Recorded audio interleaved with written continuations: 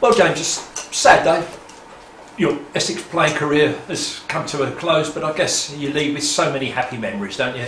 Yeah, I do. I've got great memories of this place. In a way, it's a very comfortable place for me. It's what I've known literally for half of my life as a professional cricketer. I mean, I grew up coming here, practicing when I was about 10 years old, and always thought, oh, I wonder what it'd be like to play on that ground.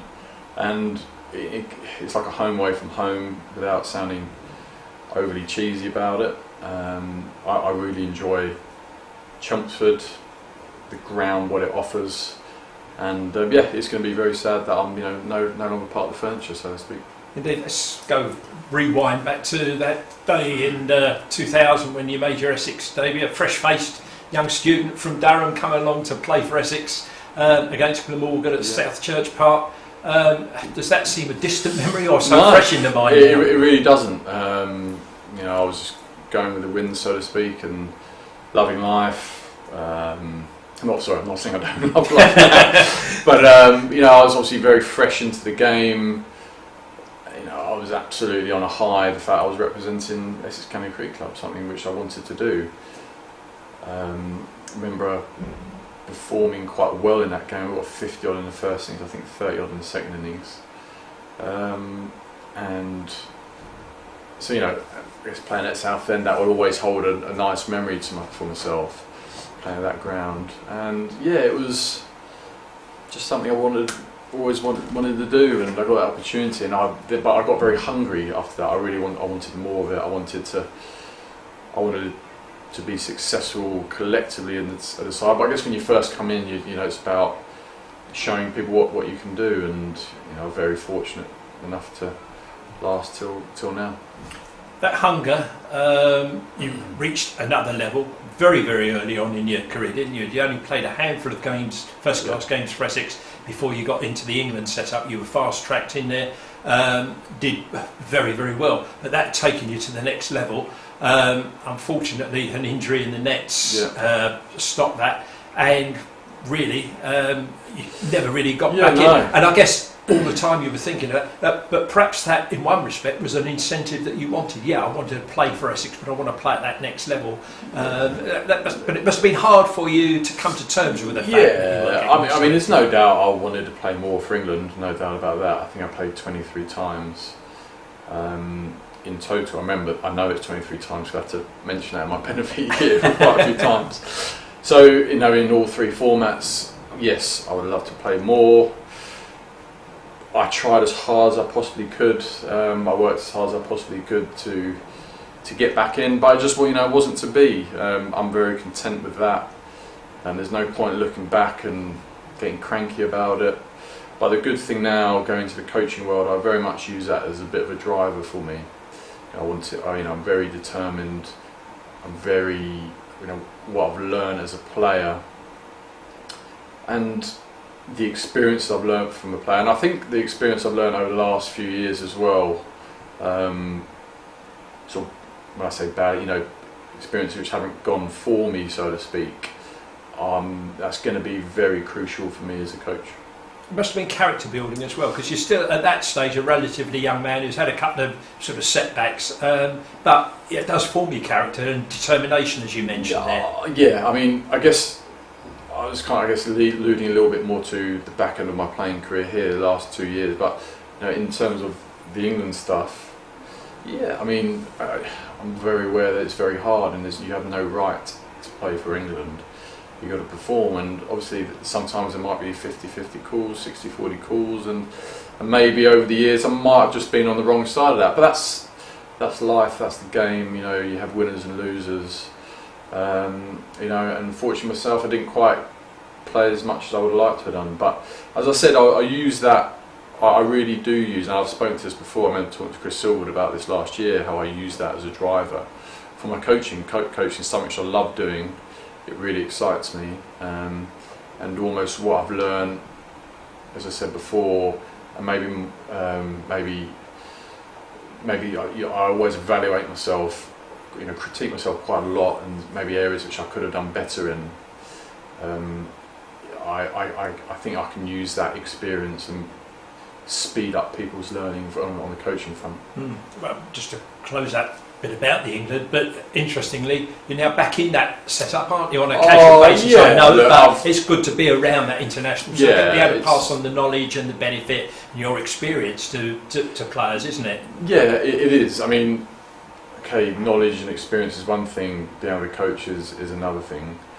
Being able to get the information across is a skill in itself, and something which I enjoy, and I study that side, the coaching, the man management, the communication side of it. So I've been very fortunate last summer, a little bit in the winter, and this summer having a bit of experience with the England setup. It does wonders for my knowledge, for speeding up my knowledge, and just being around that sort of environment, how they do things. Is it different to maybe the county setup, etc.? Obviously, there's a lot of pressure for the England players, but I think the way they are very clever with how they just keep everything very relaxed, which is actually very similar to the franchise stuff that I've done. It's all about creating a good environment, making sure people feel comfortable to go out there and perform. And those are some of the key things I've taken through those England experiences. Yeah, indeed, and obviously the coaching is your next exciting chapter. It will help that you've got so much kudos as far as you've got respect throughout the game for your own wicket-keeping standards and what you brought to the game. So that's terrific, isn't it, that you can now, if you like, give back to the game what has served you very well, really. Yeah, I mean, I guess people say giving back. I mean, I guess really it's a selfish thing, because you actually enjoy getting kicks. The reason why you do whatever you do, because you enjoy doing it. I get a kick out of helping, ultimately. And as I said before, trying to speed up people's learning. So that's why I enjoy coaching. I'm not doing coaching because there's nothing else for me to do. I really enjoy doing it. I remember quite a few years ago thinking, geez, do I want to stay in the game, or do I want to do something totally different? But the more and more coaching I did, the more and more I realised that's what I want to do. I mean, I love cricket, so why wouldn't you want to stay in the game? But I'm doing it for the right reasons. But look, from a playing side of things, I've absolutely loved playing. Yes, I would like still to be here next year playing. A month ago, they decided to move on, which, obviously disappointed. I respect their decisions. But, I have great memories and experiences of being here as an Essex player, and, the friendships you build, and even like the last few days or so, when as a result, I announced my retirement, and then the reception I've got today was lovely. Yeah, you mentioned there the playing career with Essex. Let's pick out some highlights of that, because in what has been a stellar career for you, there's been a few downs, but mostly a lot of ups. And it's you've got to experience the downs before you really enjoy the ups, haven't you? A couple of promotions, won the Pro League a couple of times, the Knockout Trophy, and I guess to win promotion from the first division to the first division after so many years of almost being the bridesmaid and never the bride, and then winning the title last year, right towards the end of your career, is more and more meaningful, isn't it? It is 100%. I mean, last season was a phenomenal season for the club and for the supporters, and as players. I mean, some of the older guys like myself experiencing that when I thought I'd never be part of a Division 1 winning side, and to have done that was an incredible feat. And obviously it's only last year, so it's still very fresh in the memory.